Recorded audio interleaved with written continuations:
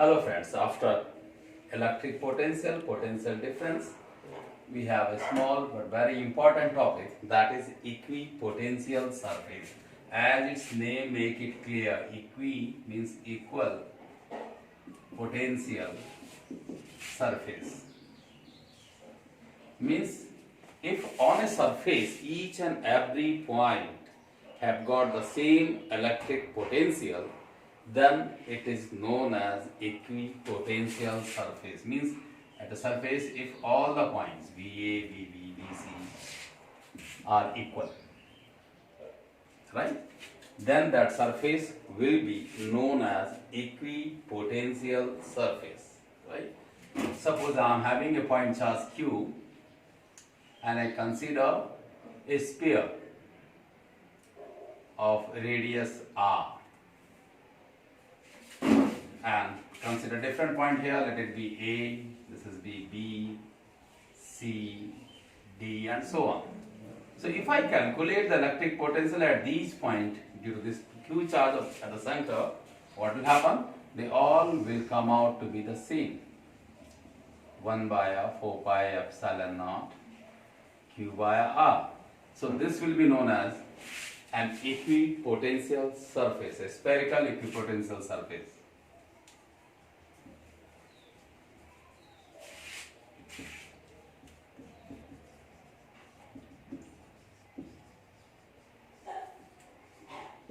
Right? And if I calculate the potential difference between any 2 points, VA minus VB or VB minus VC and so on, what will it be? As they all are at the same potential, so the potential difference will be 0. By the definition of potential difference, WA to B is VA to B is what? WA to B by Q naught equal to 0. What does it mean? It means WA to B equal to 0. This is very important aspect of an equipotential surface. That no work is done to displace a charged particle on an equipotential surface. This is very important. Whatever the value of charge, the work done will always be 0 on an equipotential surface. Then, if W is 0, so W is what? Close integral of dW, I could say, and integral FdR. I could run FdL, just elongate it, open it out, it may be written as EDL, and this is 0 here. So what will it give?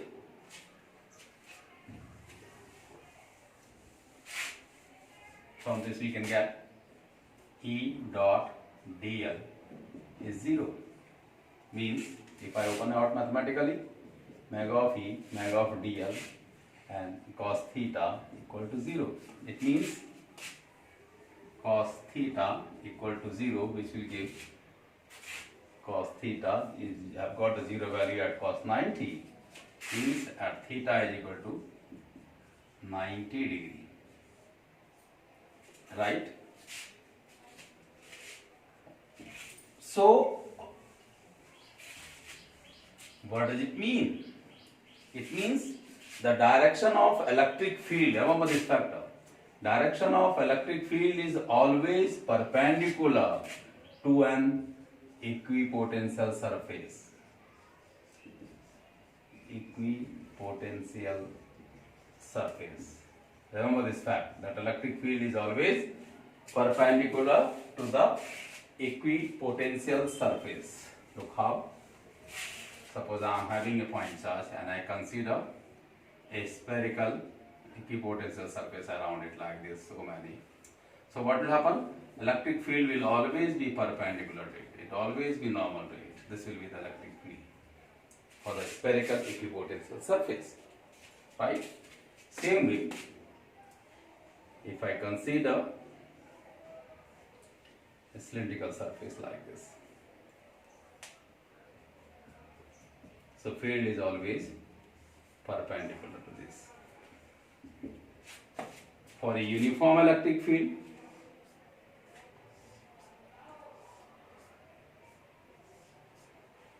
the electric field will be perpendicular. This is electric potential, you could say.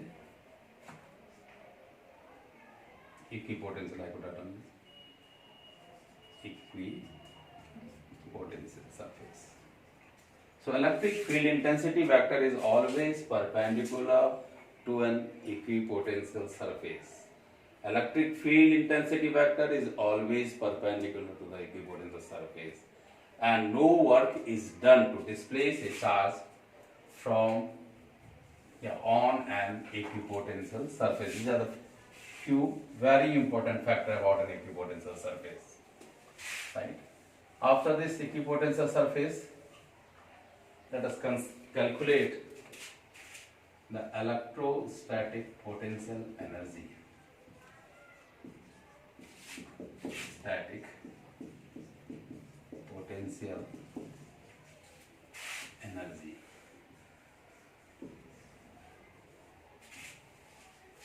Suppose I am having two charge particles, one is Q1 and another is Q2. Both will have its own electric field, same way this will have its own electric field, or I could say Q2 is at infinity with respect to Q1, or Q1 is at infinity with respect to Q2. If I want to bring this Q2 from infinity to a point inside the electric field of Q1, then some work has to be done against the repulsive force produced by this Q2 due to Q1. So this work done, suppose this is at infinity, we are considering to a point A. Right? Same way, if I want to bring this Q1, I consider it here, with it up to a point B, let it be, of the electric field of Q2, then someone has to be done. So electrostatic potential energy is defined as the amount of work done to bring a charged particle from infinity to a point inside the electric field of another charged particle. To bring a charged particle from infinity to a point inside the electric field of another charged particle. So electrostatic potential energy is nothing but W infinity to A. How to define this? Electrostatic potential energy is defined as the amount of work done to bring a charged particle. Now, no test charge particle, both are existing, so we are using the word a charged particle. A charged particle from infinity to a point inside the electric field of another charged particle. Means in order to calculate this you have to calculate only W infinity to A. Right? How to find out the expression for it? Let when Q2 is brought within the electric field of Q1, what will happen? Let the distance between these two be R. What will happen when it is brought up to Q2? Up to point A, the Coulombian force will start acting on it. That is 1 by 4 pi epsilon naught Q1 Q2 by R square. This is the Coulombian force against which you have to do the work. If this Q2 is displaced by a small distance dr, then a small amount of work done is FDR, or 1 by 4 pi epsilon naught Q1 Q2 by R square dr. Our requirement is to calculate W infinity to A, which can be calculated by integrating dW from infinity to A. Right?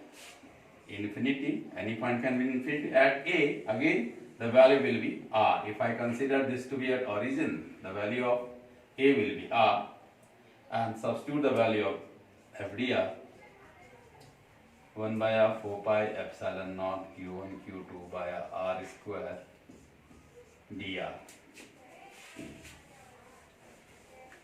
So what we got? W infinity to A, Q1 Q2 by 4 pi epsilon naught as common constant, infinity to R, r to the power minus dr and apply the integral rule. What you will get? q1 q2 by 4 pi epsilon naught. It comes out to be minus 1 by r, if you do remember, infinity to r. Again the upper limit is r. It will be minus 1 by r minus 1 by infinity. And we did talk about that. 1 upon infinity is what? 0. So w infinity to a comes out to be minus 1 by 4 pi epsilon naught q1 q2 by r. This will be the amount of work done to bring this q2 from infinity to a point A inside the electric field of q1. So by the definition of electrostatic potential energy, by the definition, what we have? U equal to W infinity to A. Means the expression for the electrostatic potential energy will become 1 upon 4 pi epsilon naught Q1 Q2 by R. This will be the electrostatic potential energy of 2 point charges. Right? Since it is a scalar quantity again, its negative will prevail for all. So in general, what we write down this expression as U equal to 1 by 4 pi epsilon naught Q1 Q2 by R will be the electrostatic potential energy of 2 point charge. Right? That's how we define the electrostatic potential energy. Now some special case. Let us consider 2 point charge Q1, Q2 placed at distance of R1. What will be the potential energy Ui? It will be 1 by 4 pi epsilon naught Q1, Q2 by R1. If they are brought closer to each other up to a distance R2, then their final energy will be UF will be 1 upon 4 pi epsilon naught Q1, Q2 by R2. How much work is done to decrease this distance from R1 to R2 can be calculated very easily. Or other process, W equal to integral R1 to R2, we can calculate it FDR, and it will give the same value. Right? Now, if we have more than 2 charge particles, then how to calculate? Suppose I am having a triangle having charge Q1, Q2, Q3, distances R1, R2, R3. If I have to calculate the total electrostatic potential energy of this system, then what will happen? We will have 3 combinations, 1, 2 and 3. So U1, total U will be U12, U23 plus U31. 1 by 4 pi epsilon naught Q1 Q2 by R1 plus 1 by 4 pi epsilon naught Q2 Q3 by R2 plus 1 by 4 pi epsilon naught Q3 Q1 by R3. By solving this, one can calculate very easily the total electrostatic potential energy. But one thing you have to keep in mind, that since it is a scalar quantity, we have to consider the positive or negative charge of the charge particle. Suppose this is Q2 is negative, then what will happen? This U will be what? 1 by 4 pi epsilon naught. If Q2 is negative, then it will be Q1 as positive into Q2 as negative by R1. Same process will be followed. Minus Q2 into Q3 by R2 plus Q3 and plus Q1 by R3. By solving this, we can calculate. So we have to keep in mind whether the charge particle is positive or negative, and very easily one can calculate it. If instead of 3 we have 4 charge particles at the 4 vertices of a rectangle or a square, I could say, it will be square. Q1, Q2, Q3 and Q4 of side A. If it is asked what will be the total electrostatic potential in the system, then what will happen? 1, 2, 3, 4. But remember, this diagonal one, 5th and 6th. 6th combination will be here. So what will be the total potential energy?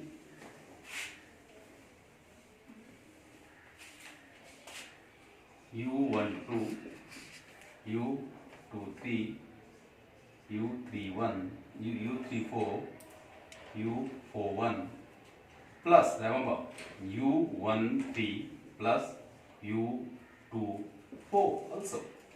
So if I write down the expression 1 by 4 pi epsilon naught, as will be common, 1, 2 will be Q1, Q2 via A, Q3 will be Q2, Q3 via A, Q4 will be Q3, Q4 via A plus Q4, Q1 via A. Now, for the diagonal one, A means distance will be root 2 times of A.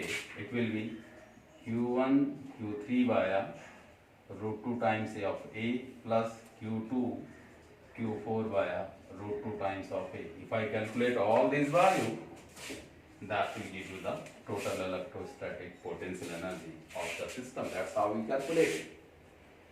Similarly, electrostatic potential energy of an electric dipole. Though we have calculated it earlier on, U is nothing but minus P dot E. If you do remember, and it comes out to be minus PE cos theta. Right? How we calculate it? U is nothing but dW. Question arises, what should be the limit? So generally it is taken 90 to theta. The question raised by the student is that, sir, why 90? Actually what happened, we have got U is equal to minus PE cos theta. At 90 degree, U will become 0. That's why it is taken as a reference point. Reference point from where we will calculate it. That's why it is written 90 to theta. It is not brought from anywhere else. So it is simply by this expression itself.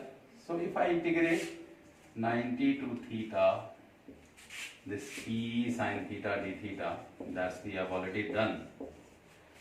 It comes out to be minus PE cos theta.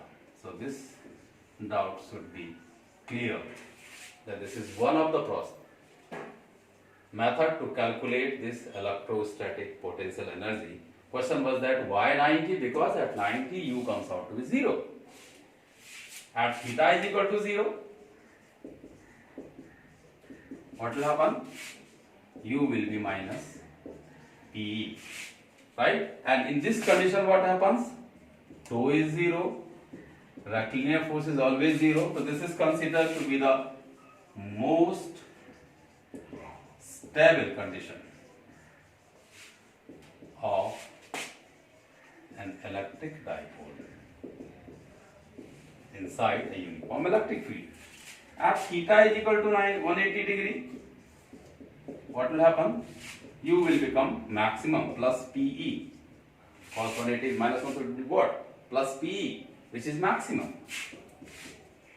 So this is considered to be the most unstable condition of the dipole. That's how we do it. So there shouldn't be any confusion about it. If you want to solve it by this method, you can do this method. If you want to solve it by work done, that is already done. Right? So after this topic, again I am requesting you, if you do like our channel, please do subscribe it. It is not our necessity. It is your requirement. Because if you push the bell icon, it will automatically give you a notification which will give you the next topic or next lecture. Thank you and have a nice day.